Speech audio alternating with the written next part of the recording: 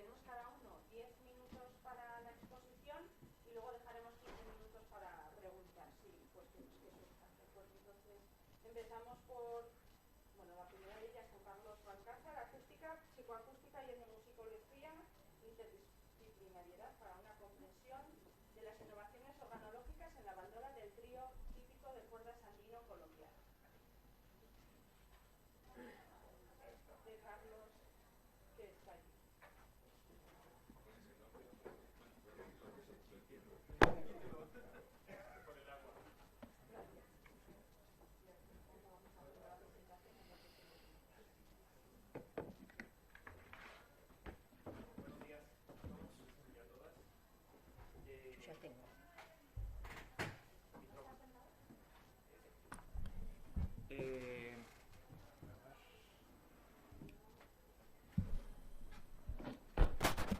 Hola, ¿qué tal? Buen día a todos y a todas. Gracias por estar acá. Primero que todo, quiero agradecer a la organización del Congreso y especialmente a SEMPRE, que gracias a SEMPRE me he ganado el premio Conference. Así que gracias a ellos, gran parte del estar acá es por ese premio. Así que agradezco públicamente a SEMPRE. Mi trabajo hace parte de lo que voy a presentar ahora, es como una pequeña síntesis de lo que es mi tesis de maestría en Psicología de la Música en la Universidad Nacional de La Plata, en la que trabajé dos innovaciones organológicas de la bandola andina colombiana. La bandola andina colombiana, primero hablarles un poco sobre las músicas que se hacen. Este instrumento está presente en esta zona de los Andes colombianos, donde llega a los Andes a Colombia, se abren en 3 cordilleras, entonces la música que se hace en esa región se le llama andina colombiana. Y el conjunto tradicional con la que se hace estas músicas es bandola, tiple y guitarra, y yo específicamente trabajé 2 innovaciones de la bandola que se hizo en la década del 60 con un cambio de afinación. La bandola hasta antes de la década del 60 tenía una afinación en si bemol, y Diego Estrada, que es uno de los máximos exponentes de la bandola andina en Colombia, hizo esa innovación de cambiarle esta afinación y subirla un tono a do, conservando las mismas 16 cuerdas. Ese es su trío, el trío Morales Pino, que es uno de los tríos más importantes que tenemos en las músicas andinas colombianas. Y la otra innovación que trabajé fue en la década del 80 con Fernando el Chino León, que lo que hizo Fernando fue restarle a las 4 primeras órdenes de la bandola una cuerda, así que quedaron 6 órdenes dobles, muy semejante a lo que es la bandurria española acá en España. Así que específicamente trabajé estas 2 innovaciones. Estas fueron las bandolas con las que trabajamos, una bandola en si bemol de 16 cuerdas, una bandola de 16 cuerdas en do y una bandola de 12 cuerdas en do también. Las discusiones que se fueron trenzando a través del tiempo y que fueron como las motivadoras para pensar estas innovaciones en este instrumento fueron justamente las disputas que hay entre los bandolistas o en el ámbito de las músicas andinas colombianas, siempre preguntándose cuál suena más o cuál suena menos, con cuál se puede llegar a ser mucho más virtuoso, o cosas mucho más complejas como cuál es la bandola andina colombiana. Entonces esas discusiones siempre fueron como muy fuertes, y eso fue lo que me motivó a pensar realmente cuáles son las relaciones que hay en los discursos con la música y lo que podríamos llegar a intentar analizar o comprender desde 3 áreas de estudios, que fue lo que trabajé, que fue la acústica, la psicoacústica y la etnomusicología. Lo que les estaba diciendo, entonces desde la acústica lo que hicimos fue un análisis formal acústico para poder caracterizar estas 3 bandolas. Tuvimos la fortuna en La Plata, en una ciudad, una provincia muy chiquitita que hay al lado de La Plata, que se llama Gonet, que tiene un laboratorio de acústica y luminotécnica, y tuvimos la oportunidad de poder estar dentro de una cámara anecoica. Entonces dentro de la cámara anecoica hicimos las tomas del registro de estas 3 bandolas, caracterizándolas para poder tener, digamos, unas muy buenas condiciones para el análisis de ella. Desde la psicoacústica creamos una herramienta que nos pudiera permitir acercarnos, porque igual es muy subjetivo pensar cómo se escucha o cómo un grupo determinado de músicos pertenecientes a las músicas andinas colombianas y dándole más prioridad a los bandolistas, podrían o llegarían a lograr intentar comprender o discriminar auditivamente las diferencias de estas bandolas en un discurso musical. Porque como siempre se habló de estas diferencias desde la música, en los contextos, sobre todo de los festivales y de las grabaciones. Entonces era crear, digamos, una herramienta que pudiera, en un discurso musical de un bandola, tiple y guitarra, en dos temas particulares, poner a sonar una bandola en si bemol de 16 cuerdas y una bandola de 16 en do, y que en un momento suene una y en otro momento suene otra. Igual para la bandola de 16 cuerdas en do y 12 cuerdas. Y desde la musicología fue como un poco, yo trabajo un poco el pensar como la analogía cuando uno está haciendo como una torta, ¿no?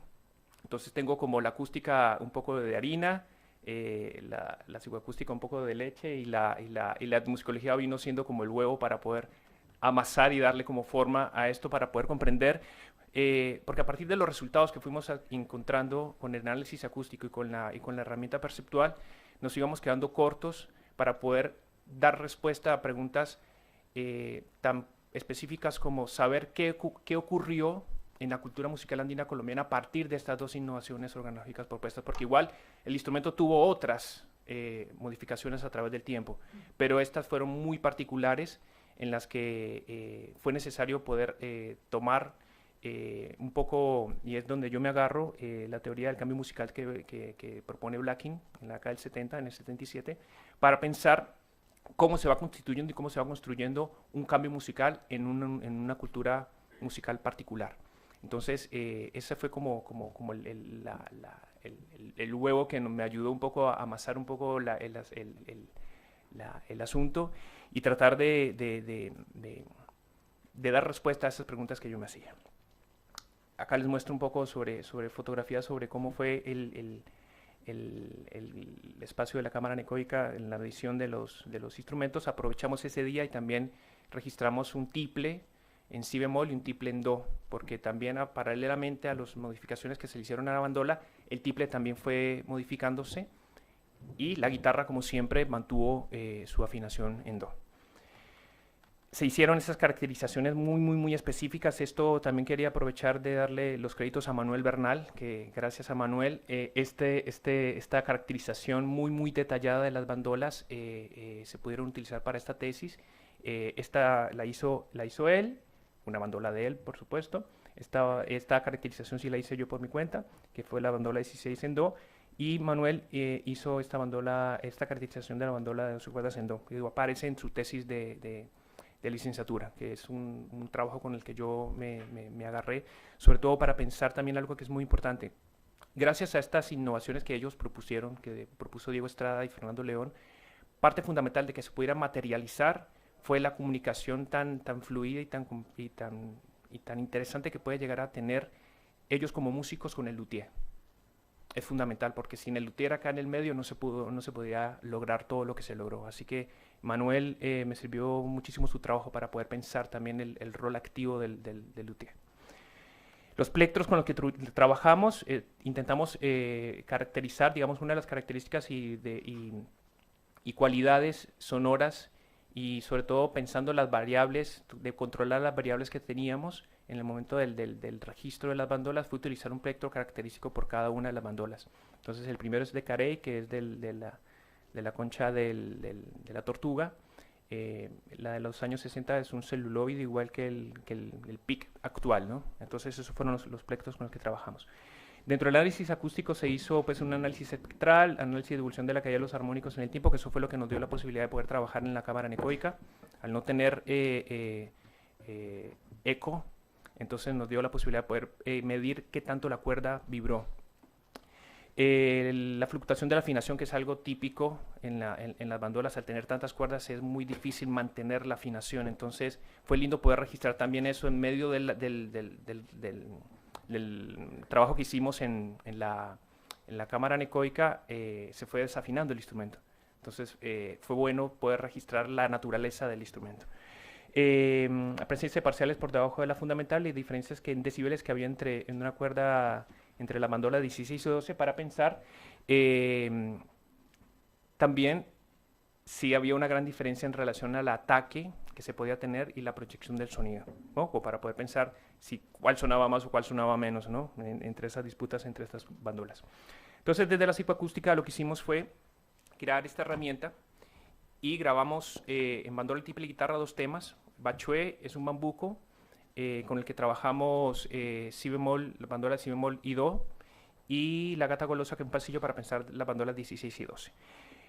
Son dos temas muy tradicionales donde todos los músicos con los que trabajamos lo iban a conocer, y lo importante era tratar de poner dos temas que ellos pudieran comprender y no les quedara en la cabeza pensando qué tema era, qué arreglo era, sino tratar en lo posible de poder direccionar su atención a las diferencias de la bandola. Trabajamos con el mismo bandolista, todas las grabaciones que se hicieron con las tres bandolas se hizo con el mismo bandolista, se trabajó con canales separados para poder diferenciar digamos, la toma de la bandola, se pudiera abstraer completamente de la grabación del tiple y la guitarra. Se grabó en bloque, que eso fue importante también tenerlo.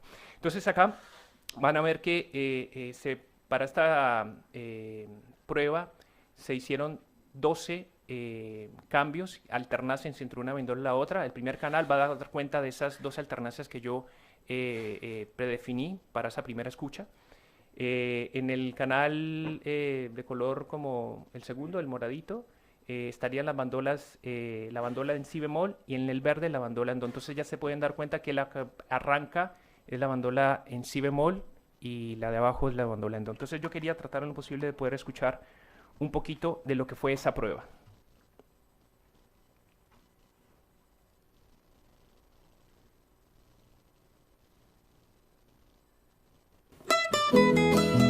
Acá está sonando la bandola en si bemol.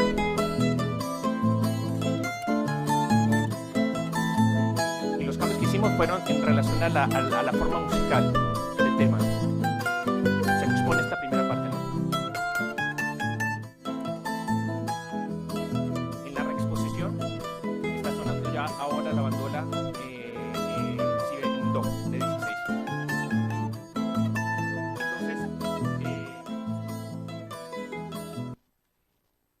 Vamos a avanzar porque ya no tenemos mucho tiempo. Igual esto mismo se hizo con la bandola en 16 y 12, de la misma manera, las dos alternancias, empezando con la de 12 en la amarilla y en la tercera siguiendo con la de 12, perdón, de 16. Las preguntas que hicimos fue básicamente cuál cree usted que empieza el tema y con cuál cree que termina, o cuántas veces cree usted que hubo cambios, tratando en lo posible de que la evaluación no fuera, o no pensaran de que yo estaba evaluando qué tanta oreja podían llegar a tener, sino tratar en lo posible de que ellos me pudieran decir en qué momento ellos creían que percibían que arrancaba una o terminaba la otra, o se alternaba entre una y las otras. Eso mismo para las de 12 y 16. Desde la musicología, como les decía, trabajé en la teoría de cambio musical para pensar qué pasó en estas innovaciones sonológicas en la cultura musical. Y Blacking habla que cuando se va constituyendo ese cambio musical, no es algo que se desarrolla que sucede, digamos, de un día para otro, sino que realmente hay todo una cantidad de microcambios que se van gestando para poder llegar a un cambio musical en concreto. Entonces hice un análisis en Diego y en el chino sobre esos microcambios, que lo voy a pasar muy, muy rápido, igual en Fernando. Y hay algo que es muy importante acá, para consideración, para terminar. Es muy interesante pensar de que estas innovaciones surgen desde la práctica musical, desde la propia música, y de la propia música se va a la performance musical, a la práctica musical, y al ver que el instrumento no daba y que la música necesitaba algo que el instrumento no daba, entonces se va creando y se va organizando ese cambio organológico.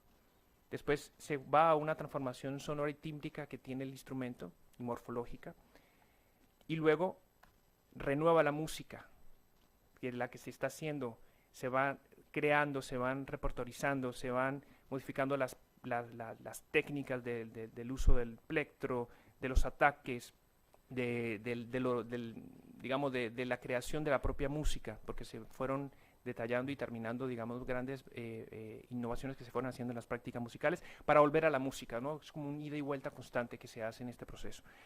Y quiero terminar con esta parte, porque ya estamos, ¿no? Se puede afirmar que hubo una innovación que produjo cambios que dinamizaron la cultura musical del trío de cuerdas, pero que no fueron cambios que la amenazaran o que deberían o que tendrían que ser perceptibles tanto dentro del ámbito de las prácticas musicales como de quienes escuchan estas músicas. la MAC, que es la música andina colombiana, vivenció una ida y vuelta entre el cambio musical para no cambiar y el no cambio musical para cambiar. Así que muchísimas gracias. Y bueno, cualquier quisieran profundizar un poquito más, ahí está el mail, o si no charlamos un poquito. Dale, muchísimas gracias.